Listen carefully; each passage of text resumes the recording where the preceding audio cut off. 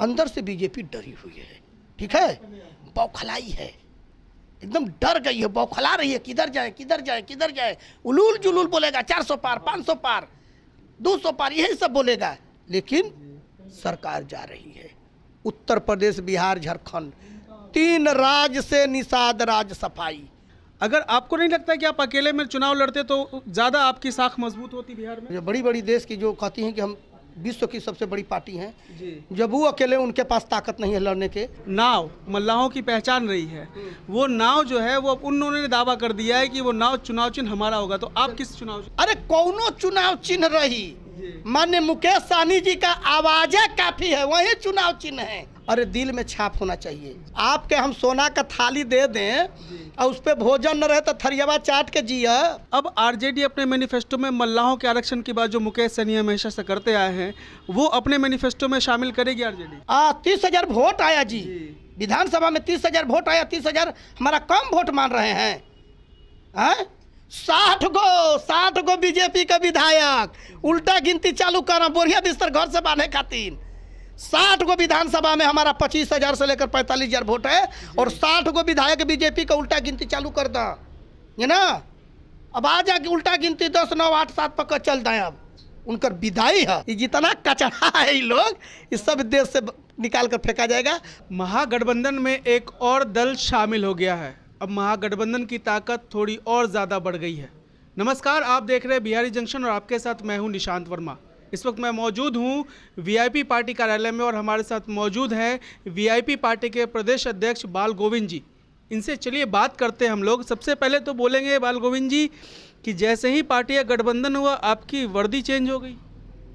वर्दी तो बराबर, लिबास का क्या, ओरिजिनल लिबास को साफ रखिए। पैंट शर्ट में देखे जाते थे, अब जो आप कुर्ते पजामे में आ गए। देखिए, हम समाजवादी विचारधारा के हैं, कभी पैंट शर्ट में लौकेंगे, कभी लोअर टी शर्ट में लौकेंगे, कभी हम मजदूर के बेटा है, कभी हम देखेंगे तो लुंगी और गंजी पर कभी कुदाली भी चलाएंगे। ये कोई लिबास की बात नहीं है। ये तो एक बात हो गई, हंसी वाली बात हो गई, लेकिन अब आते हैं मेन मुद्दे पे। महागठबंधन में शामिल हो गए हैं, 3 सीटें दी गई हैं आपको, इसका अब ऐलान हो गया है औपचारिक तौर पे, क्या कहेंगे? नहीं, 3 सीट तो मिला है, सारे लोग देखे हैं, उसमें ऐलान का ऐलान हो गया कि अब हम क्या कहेंगे। और हम 3 सीट की नहीं बात करते हैं।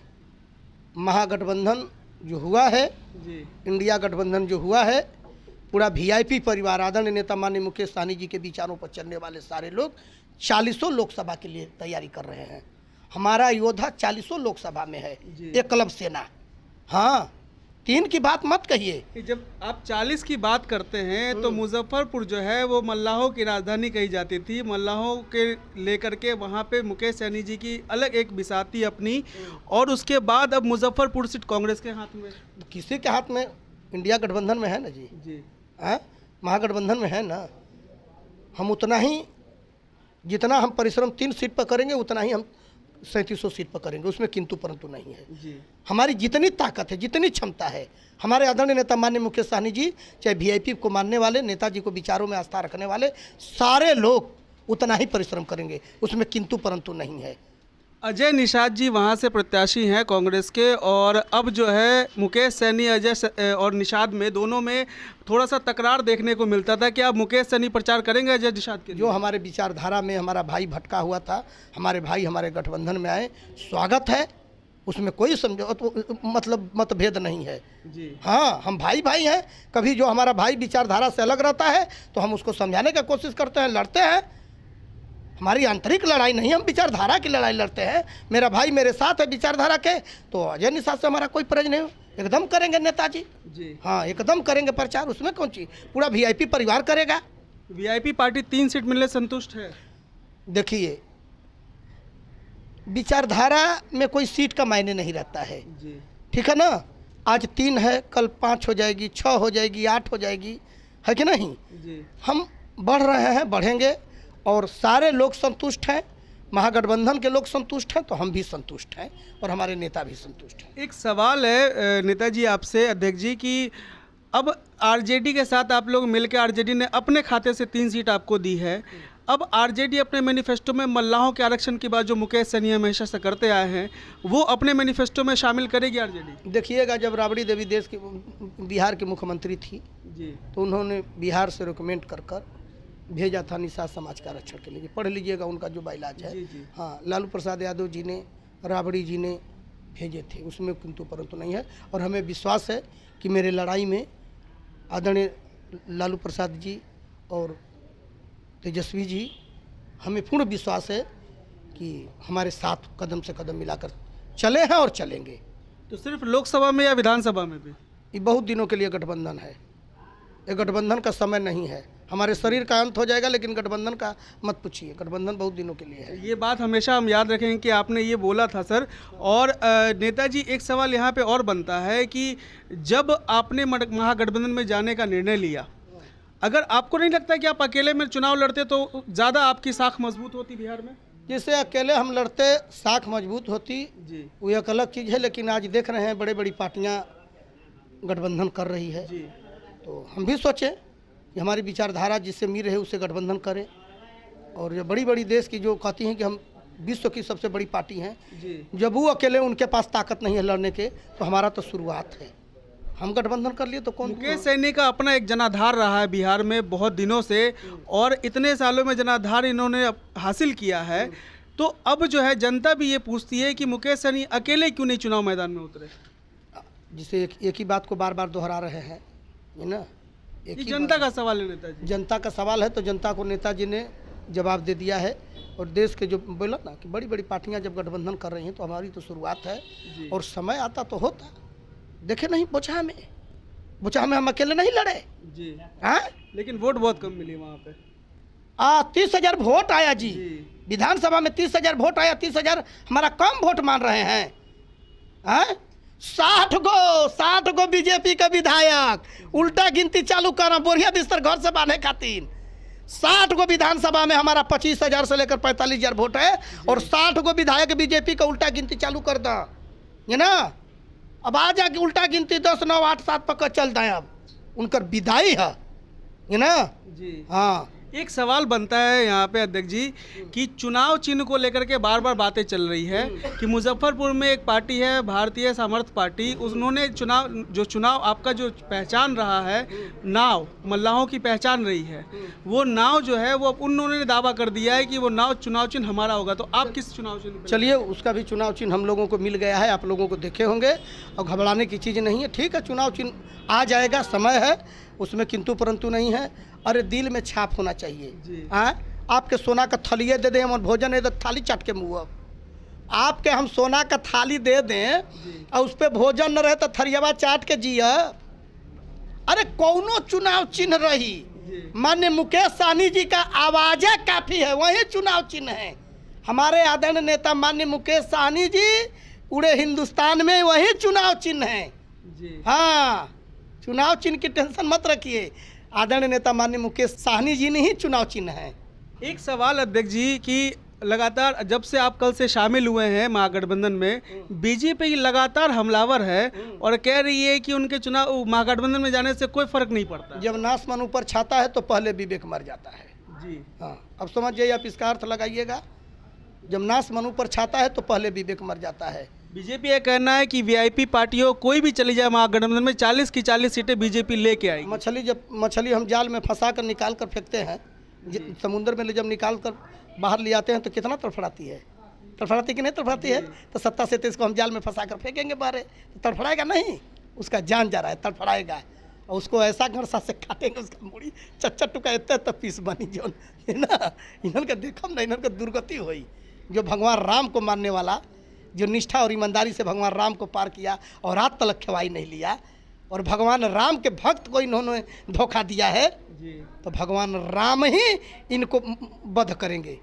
तो वो तो कहते हैं हम तो रामलला को लेके आए, हमारा वध कैसे करेंगे? राम सबके दिल में हुआ, राम सबके दिल में है। इस बार भारत में उन्होंने बोला देश में 400 पार मोदी जी की गारंटी। 400 करोड़ का तेल पार जाई, जो सरसों का तेल बा, पेट्रोल बा, कुल 400 पार जाई। और 400 पार अंदर से सहमी हुई है, अंदर से बीजेपी डरी हुई है। ठीक है, बौखलाई है, एकदम डर गई है, बौखला रही है, किधर जाए किधर जाए किधर जाए। उलूल जुलूल बोलेगा 400 पार 500 पार, 200 पार, यही सब बोलेगा। लेकिन सरकार जा रही है। उत्तर प्रदेश, बिहार, झारखंड, 3 राज्य से निषाद राज सफाई। एकदम हम जिसे मछली मारी ला जा ना, तो तालाब में का छोट मछली बड़ मछली कुल निकालत लिया ला जा, तो मुकेश साहनी जी के पास ऐसा जाल है कि जितने भी तालाब के कंकड़ ककीड़ हैं, छोटी मछली बड़ी, सबको निकाल कर बाहर फेंकेंगे। ये जितना कचरा है ये लोग, इस सब देश से निकाल कर फेंका जाएगा। अब शुद्ध सरकार बनेगी और शुद्ध नेता बनेंगे और बेरोजगारी को रोजगार मिलेगा, महंगाई से छुटकारा होगी। जो हमारे 4 करोड़ लोग रोड पर बिना घर का रहते हैं, उनको आवास मिलेगा और एक नया हिंदुस्तान बनने जा रहा है मुकेश साहनी के चलते।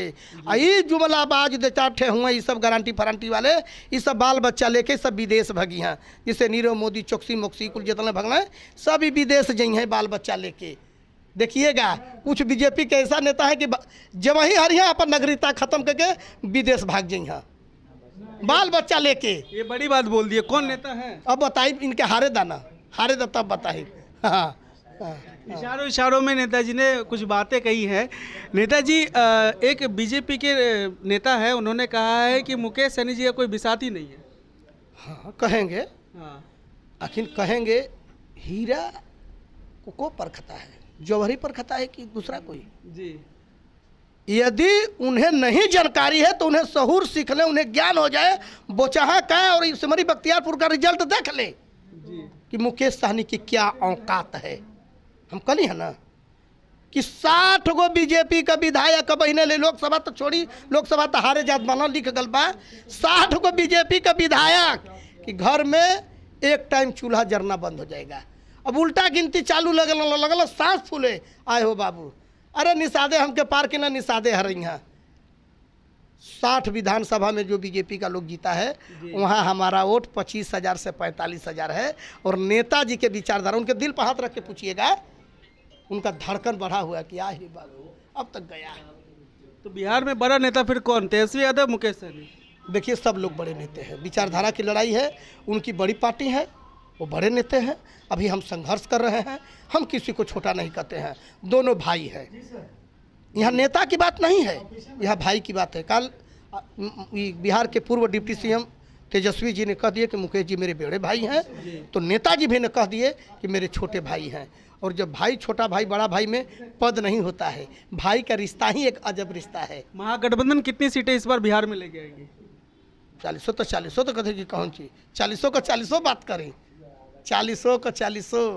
जी, हाँ, इन लोगों के ना पर हेती को फुफुली दे दे, फुर बजेंगे, जैसे टीटी बजाता है, टीटी फुफुली बजेंगे ये लोग। तो ये बात देखने वाली होगी कि आगे 40 लोकसभा सीट किनके खाते में जाती है। बहरहाल नेताजी का दावा है कि 40 की 40 सीटें जो है वो महागठबंधन में ही आने वाली है। नेताजी, आखिरी में जनता के लिए क्या संदेश देना चाहते हैं? जनता जो इन लोगों के झूठे वादे, झूठे जुमले, बेरोजगारी, महंगाई, अत्याचार, जुल्म, मानव के बीच में नफरत की बात, इन लोगों से जनता मुक्ति पाएगी। मैं बता देना चाहता हूँ, जी, ये हिंदुस्तान है, ये गांधी का देश है, ये सुभाष का देश है। जी, भगत सिंह फांसी पर झूले थे तो ये नहीं कहे थे कि हम हिंदुओं के लिए फांसी पर झूले हैं। जी, अशफाक ने फांसी पर झूले तो ये नहीं कहे कि हम मुसलमानों के लिए फांसी पर झूले। यदि राजगुरु ने फांसी पर झूले तो ये नहीं कहे कि हम हिंदुओं के लिए झूले। जी, उन्होंने भारत के नागरिक के लिए झूला, भारतवासियों के लिए झूला। बिल्कुल। उनके लिए, उन शहीदों की आत्मा रोती होगी इन लोगों के विचारधारा से, जी, जो आज नफरत की दीवार खड़ा कर रहे हैं। और उन्हीं लोगों को ही मानते हैं जिन्होंने बराबर अंग्रेजों का तलवा चाटा है। अब बता देना चाहते हैं, इतिहास उठाकर देखिए कि भगत सिंह को फांसी देने वाला जब फांसी हुआ तो उसका गवाह कौन था। जी, आज वही बीजेपी में बैठा हुआ है भगत सिंह का गवाह। उठाकर पढ़िए इतिहास। जी, जो आज़ादी, देश की आज़ादी के लिए नहीं लड़ा है, वो आज का हिंदुस्तान के लोगों के लिए रक्षा की बात करेगा। आज उनकी आत्मा से पूछिए जो शहीद हुए हैं, उनकी विचारधारा पर चलते हैं। जी, जो हिंदू, मुस्लिम, सिख, ईसाई का नारा लगा कर गया और एक फांसी पर झूला, उसी फंदा पर यदि भगत सिंह झूले तो वहीं फंदा अशफाक झूले। अब्दुल हमीद वही देश के लिए अपने छाती में बम बांध कर ट्रैंक पर कूदे, क्या भूल गए हैं? क्या वो लोग देश के लिए जब मरे तो क्या मुसलमान बनकर मरे? एक भारत का नागरिक बनकर मरे। हम उनके विचारधाराओं को आज बीजेपी जितने देश के शहीद हुए हैं, आज देश के सारे शहीदों के अरमानों पर पानी फेरकर यहाँ मानव के बीच में नफरत की दीवार खड़ा कर रही है। लेकिन महागठबंधन, मैंने बोला ना कि जब नाश मन ऊपर छाता है तो पहले विवेक मर जाता है। और हमें तो चलना है। हमारे आदरणीय नेता माननीय मुकेश सहनी तो बार बार कहते हैं, वह पथ का पथित कुशलता क्या, जिस पथ पर बिखरे सुन हो, नाविक की कुशल परीक्षा क्या, जब धाराएं प्रतिकूल न हो। हमें तो लड़ना, हमें क्या लोग सिखाएंगे? जब समुद्र में, नदी में तूफान चलता है, उसमें नाव हमारी चलती है कि नहीं? अध्यक्ष जी, वीआईपी पार्टी के प्रदेश अध्यक्ष हैं, आप जनता को क्या संदेश देना चाहेंगे? जनता को यही संदेश देना चाहते हैं, भाजपा भगाओ, बेरोजगारी बचाओ, भाजपा भगाओ, महंगाई से मुक्ति पाओ, भाजपा भगाओ, देश में नफरत की जो दीवार खड़ा कर रही है उस नफरत के दीवार को ध्वस्त करो, भाजपा भगाओ, जो देश के लिए शहीद हुए हैं, अशफाक हुए हैं, राजगुरु भगत हुए हैं, उनके सपना को साकार करो, भाजपा भगाओ, एक भाईचारा का मजबूत स्तंभ, एक प्यार दो, यही हमारा नारा है। बहुत बहुत धन्यवाद। तो ये वीआईपी पार्टी के प्रदेश अध्यक्ष बाल गोविंद जी, जिनसे हमने सारी तरह की बातें की, हर तरह की तमाम बातें हमने की, जिनसे आप लोगों को ये समझने में सहूलियत हो कि वीआईपी पार्टी कितना हद तक महागठबंधन में अब चुनाव लड़ेगी उनके साथ मिलकर, और आगे सीटें कितनी जीतती है तो आगे वक्त ही बताएगा। बहरहाल अब इनका दावा है कि 40 की 40 सीटें ये जीतेंगे, लेकिन ये वक्त बताएगा कि कितनी सीटें महागठबंधन में जाती है और कितनी सीटें एनडीए में जाती हैं। बहरहाल आपको क्या लगता है, आप अपनी प्रतिक्रिया कमेंट बॉक्स में ज़रूर बताएं, और ऐसी ही तमाम खबरों के लिए देखते रहे बिहारी जंक्शन।